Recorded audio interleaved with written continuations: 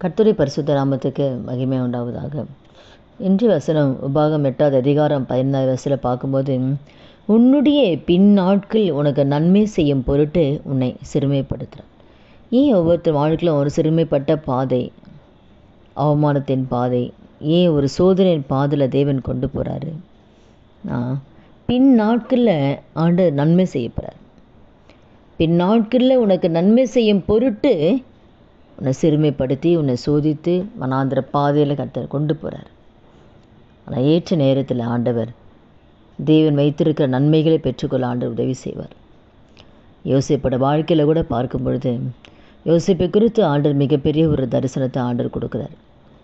ஆனால் அந்த தரிசனம் நிறைவேறக்கூடாதபடி எத்தனை பாடுகள் மத்தியில் அவன் கடந்து போனான். அப்போது போன பாதை தரிசனத்துக்கு சம்மந்தமில்லாத பாதை. கூட பிறந்தவங்களே குழியில் போடுறாங்க. போத்திபார் மனைவி மூலம் ஒரு கெட்ட பெயர் வருது. அடுத்தது சிறைச்சாலை வாழ்க்கை. அப்போது ஆனால் வைத்த தரிசனமாக பெருசு தான். ஆனால் போன பாதெல்லாம் அவமானத்தின் பாதை, பாடுகள் தான். ஆனால் அங்கே போன அந்த பாதையில் போனால் தான் தேவத்தை அந்த தரிசனத்தின் பாதையில் போக முடியும். அதனால தான் அந்த பாதை. அப்போ சிறைச்சாலையில் யோசிப்பு இருக்கும்போது தான் பானபாத்திரக்கார தலைவாங்க சிறைச்சாலை போடும் பொழுது இவன் சொப்பனத்துக்கு அர்த்தத்தை சொல்கிறத கேட்டு ராஜா கிட்ட சொல்லி, அப்போ அந்த தரிசனம் நிறைவேற அந்த சிறைச்சாலை பாதை அவசியம். அப்போ நம்முடைய வாழ்க்கையில் கூட தேவன் நம்மை குறித்து ஒரு தரிசன திட்டம் வச்சுருப்பார். தேவன் நமக்கென்று ஒரு நன்மைகளை ஆசீர்வாதங்கள் வச்சுருப்பார். அதை பெற்றுக்கொள்ள சில பாதையில் தேவன் கொண்டு போவார். அது நன்மைக்கு ஏதுவான பாதை தான்.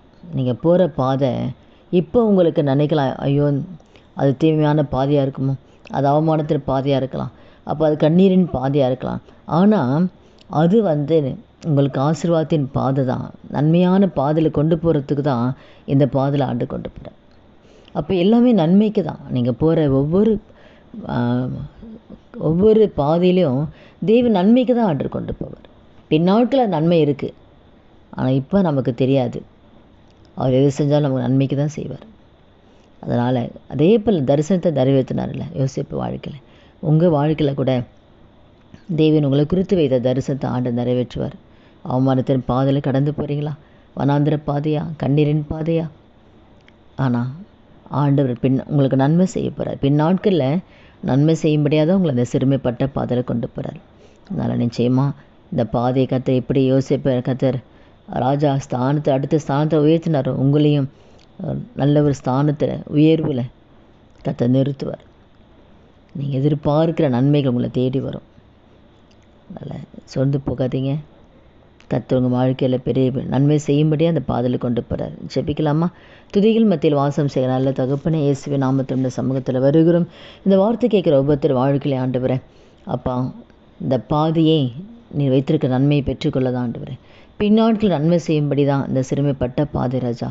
இந்த வார்த்தை கேட்குற ஒவ்வொருத்தர் வாழ்க்கையிலையும் அந்த பாதையில் ஆண்டவரே நன்மைக்கு எதுவான பாதை என்று அறிந்து அதை மகிழ்ச்சியாக ஏற்றுக்கொள்ளக்கூடிய கிருபை கொடுத்து ஏற்ற நேரத்தில் கர்த்தாவே அப்பா நீர் வைத்திருக்க நன்மைகளை உடைய பிள்ளைகளை சுதந்திரத்துக்கொள்ள கிருபை தாங்க.